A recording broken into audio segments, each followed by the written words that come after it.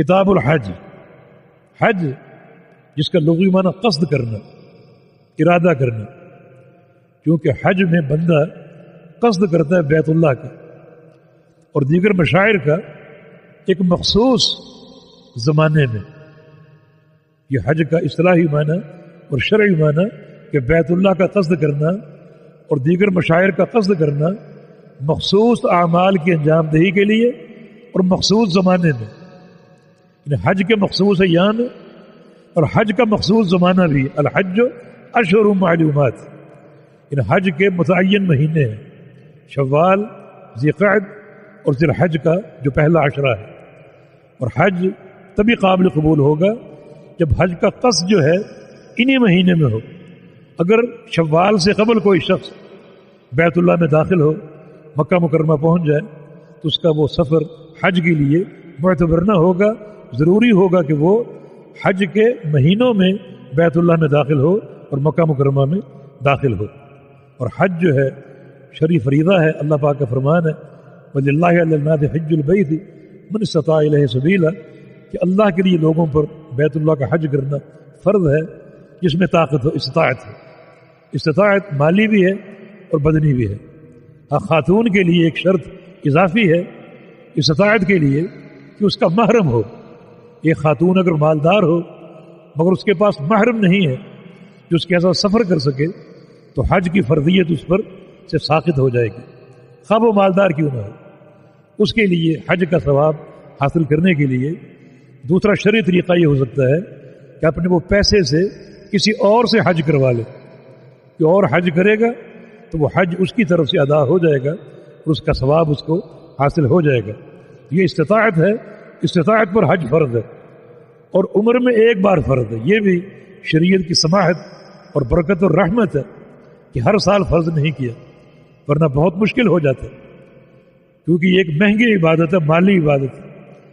عمر میں ایک ہی بار یہ فرض ہے، جس کی دلیل رسول اللہ صلی اللہ علیہ وسلم کا فرمان الحج مرۃ فما زاد فهو تطوع، کہ حج ایک بار فرض ہے، اس کے بعد جو بھی آپ کریں گے وہ نفل ہوگا، نفلی حج ہوگا.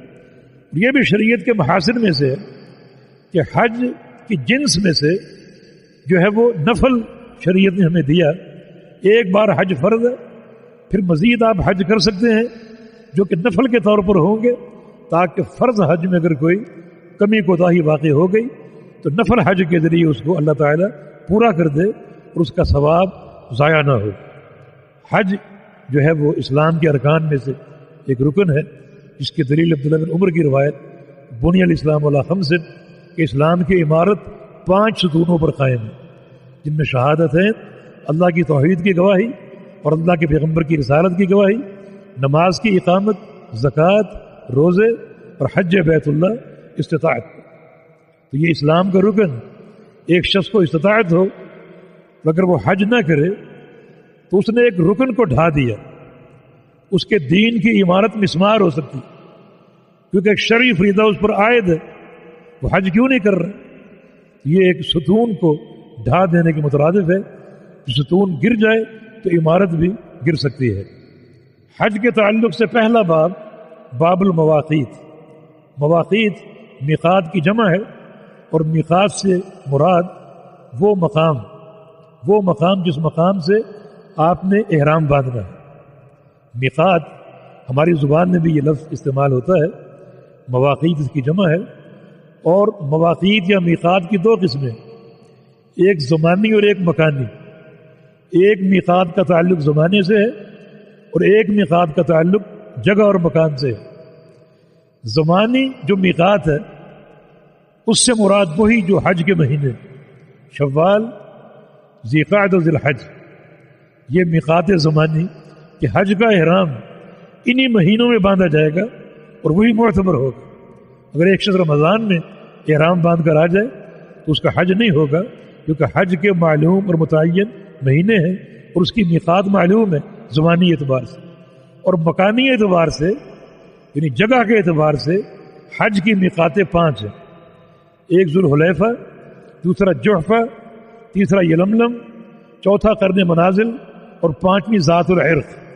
یہ 5 مکانی جو ہیں وہ مواقیت ہیں میقاتیں ہیں جن سے احرام باندھنا ضروری ہے کسی ایک میقات سے. چنانچہ یہ پہلی حدیث جو آپ پڑھیں گے مواقیت میں، اس میں ان مواقیت کا ذکر ہے. یہ حدیث عبداللہ بن عباس رضی اللہ عنہما کی روایت سے ہے.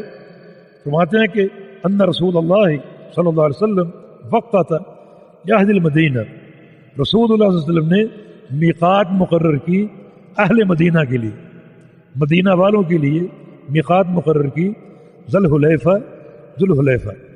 ذوالحلیفہ مقام یہ اہل مدینہ کی میقات ہے، جو کہ مدینہ سے تقریباً 12-13 کلومیٹر کے فاصلے پر ہے، اور مکہ مکرمہ سے تقریباً 400 کلومیٹر کے فاصلے. یہ مکہ مکرمہ سے سب سے دور جو میقات ہے وہ ذوالحلیفہ، یہ تقریباً 400 کلومیٹر کا فاصلہ ہے مکہ مکرمہ سے.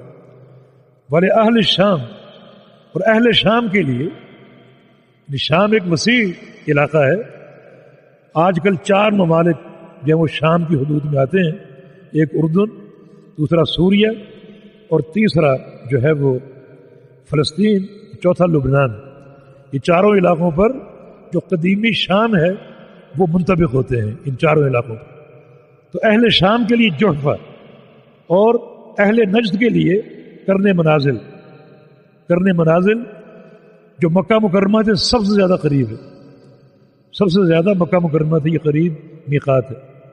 اور اہل یمن کے لیے یلملم، جو اکثر جو لوگ بحری سفر کرتے ہیں اور جدہ پورٹ پہ اترتے ہیں ان کی میقات یلملم ہے، یا پھر جو لوگ ہوائی سفر اختیار کر کے جدہ ایئرپورٹ پہ اترتے ہیں ان کی میقات یلملم ہے، کیونکہ یہ میقات ان کی محاذات پر آتی اور ان کی سیدھ پر آتی ہے. رسول اللہ صلی اللہ علیہ وسلم نے فرمایا ہن لہن ولمن اتی علیہن من غیر اہلہن. یہ جو مواقیت ہیں جو آپ نے سنی، جو پڑھی، ہن یعنی یہ مواقیت، لہن ان علاقے کے لوگوں کے لیے، ان علاقوں کے لیے جن کا ذکر آپ نے پڑھ لیا، یعنی مدینہ کے لیے، شام کے لیے، نجد کے لیے اور یمن کے لیے. وَلِمَنْ أَتَى عَلَيْهِنَّ مِنْ غَيْرِ أَهْلِهِنَّ، اور یہ مواقیت ان کے لیے بھی ہیں جو ان علاقوں کے علاوہ کسی علاقے میں آباد ہیں، جو ان علاقوں میں آباد نہیں بلکہ اس اور علاقے میں آباد ہیں اور حج کرنے آتے ہیں. تو ان کے لیے بھی یہ میقاتیں ہیں کہ جو میقات ان کے رستے میں آئے یا ان کی سیدھ میں آئے تو وہ ان کی میقات ہے. ممن اراد الحج بالعمرہ، جو حج یا عمرہ کا ارادہ کرے. اب نبی علیہ السلام نے جو چند علاقے محدد کیے مواقیت کے لیے، باقی علاقوں کا ذکر نہیں ہے، تو باقی علاقوں کے رہنے والے ان میں سے کسی میقات کے پاس سے گزریں یا اس کی سیدھ سے گزریں تو وہی ان کی میقات ہے. جو حج کرنا چاہیں یا عمرہ کرنا چاہیں تو ان کی میقات وہی ہے جو ان کے راستے میں آئے یا ان کی سیدھ میں آئے. ومن کان دون ذالک، اور جو میقات کے اندر رہتا ہے، جو چاروں مواقیت ہیں جو آپ نے پڑھی ان کے اندر رہتا ہے، فمن حیث انشا، تو وہ وہیں سے احرام باندھے گا جہاں سے وہ اپنے سفر کا آغاز کر رہا ہے. مثلا اپنے گھر سے جہاں بھی مقیم ہے وہاں سے وہ احرام باندھے گا.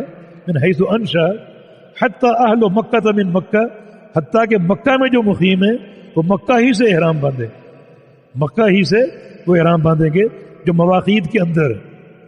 ان کو یہ مشقت اختیار کرنے کی ضرورت نہیں ہے کہ وہ سفر کر کے میقات میں جائیں اور وہاں سے احرام باندھ کر آئیں، بلکہ مکہ میں رہنے والے مکہ ہی سے احرام باندھیں. لیکن چونکہ احرام 2 عبادتوں کا ہے، ایک حج اور ایک عمرے کا، تو حج کا احرام تو اہل مکہ مکہ ہی سے باندھیں گے جہاں مقیم ہے وہ، خواہ وہ حرم کی حدود کے اندر کیوں نہ ہو. لیکن اگر عمرے کا احرام باندھنا ہے تو اس کے لیے مشروع یہ ہے کہ وہ حرم سے نکل کر حل میں جائیں، اس علاقے میں جائیں جو حرم کی حدود سے باہر، جیسے ایک مقام جہاں مسجد عائشہ یا جہاں صلح حدیبیہ ہوئی، یہ مقام حدود حرم سے باہر ہے، تو وہ حدود حرم سے باہر جائے احرام باندھنے کے لیے. کیونکہ رسول اللہ صلی اللہ علیہ وسلم جب حج کرنے تشریف لائے تو آپ نے حج کا احرام تو مکہ میں جہاں مقیم تھے وہیں سے باندھا، لیکن سیدہ عائشہ رضی اللہ عنہا جو عمرہ ادا نہ کر سکی تھی، انہیں شرعی مجبوری ہو گئی تھی اور ناپاکی کے ایام شروع ہو گئے تھے، لیکن حج سے فارغ ہونے کے بعد وہ جب پاک ہو چکی تھی، ان میں ایک حزن و ملال تھا کہ میں نے عمرہ نہیں کیا تو رسول اللہ صلی اللہ علیہ وسلم نے انہیں حدود حرم سے باہر بھیجا ان کے بھائی کے ساتھ کہ وہاں سے ان کو احرام بندھوا لا. اس امر کی دلیل ہے کہ حج کا احرام تو اہل مکہ کے اندر سے باندھیں گے، لیکن عمرے کا احرام جو ہے حدود حرم سے باہر جا کر باندھیں گے. یہ جو مسجد عائشہ کا میں نے ذکر کیا، اکثر لوگ وہاں جا کر احرام باندھ کر بار بار عمرہ کرتے ہیں، جو کہ بدعت ہے. اللہ کے پیارے پیغمبر سے اور صحابہ سے اس قسم کا عمرہ ثابت نہیں ہے.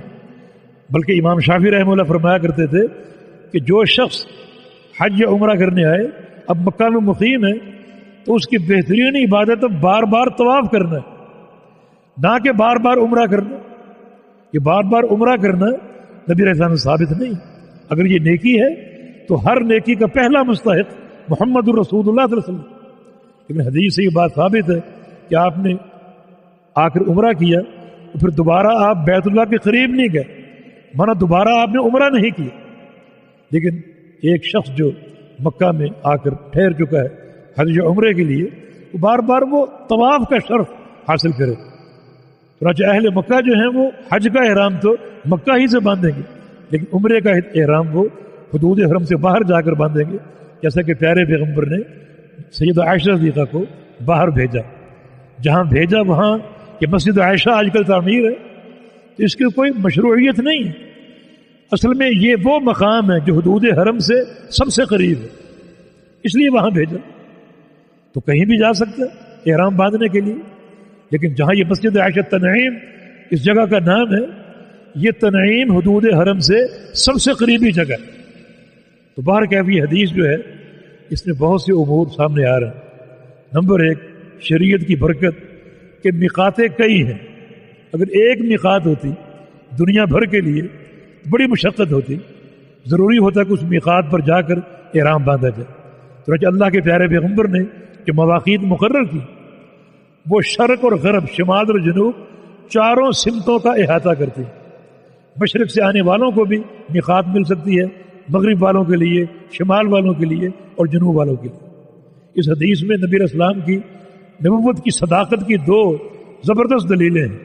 اللہ کے پیارے پیغمبر تو مکہ میں تھے، کوئی دنیا نہیں گھومے تھے، لیکن آپ صلی اللہ علیہ وسلم ان جغرافیائی جو مقامات اور سمتیں ان سے کیسے واقف ہو گئے کہ آپ نے جو مواقیت مقرر کی اس نے شرق اور غرب، شمال اور جنوب، چاروں سمتوں کا احاطہ اور اعتبار کیا.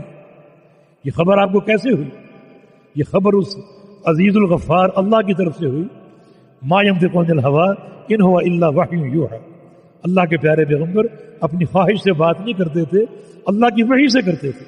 اللہ تعالیٰ نے آپ کو یہ علم دیا اور اللہ کے بتانے سے آپ نے ان مواقیت کا تعین فرمایا جو کہ زمین کے ان چاروں سمتوں سے آنے والوں کے لیے جو ہیں وہ آسانی کا باعث ہیں، اور ہر سمت سے آنے والوں کے لیے یعنی کوئی نہ کوئی میقات ان کے لیے بن سکتی ہے اور ان کی سہولت کا باعث ہو سکتی ہے.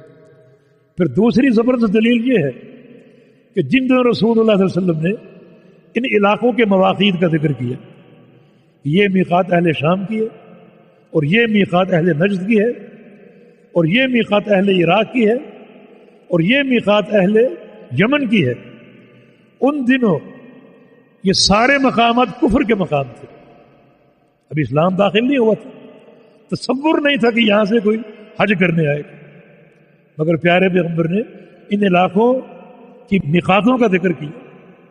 حالانکہ وہ سب دار الکفر تھے، لیکن رسول اللہ صلی اللہ علیہ وسلم نے ان علاقوں کی مواقیت کا ذکر فرما کر وہ یہ ایک اطلاع دے دی کہ اسلام یہاں داخل ہوگا اور یہ علاقے دار الکفر سے دار الاسلام میں تبدیل ہوں گے.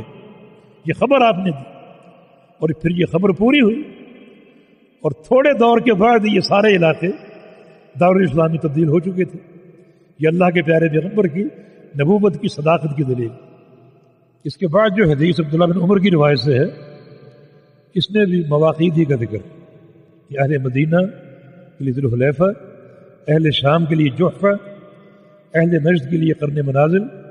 عبداللہ فرماتے ہیں کہ بلغنی ان رسول اللہ صلی اللہ علیہ وسلم قال، مجھے یہ خبر پہنچی ہے کہ رسول اللہ صلی اللہ علیہ وسلم نے فرمایا ہے وَيُحِلُّ أَهْلُ الْيَمَنِ مِنْ يَلَمْلَمْ کہ اہل یمن جو ہیں یلملم سے جو ہے وہ احرام باندھیں گے.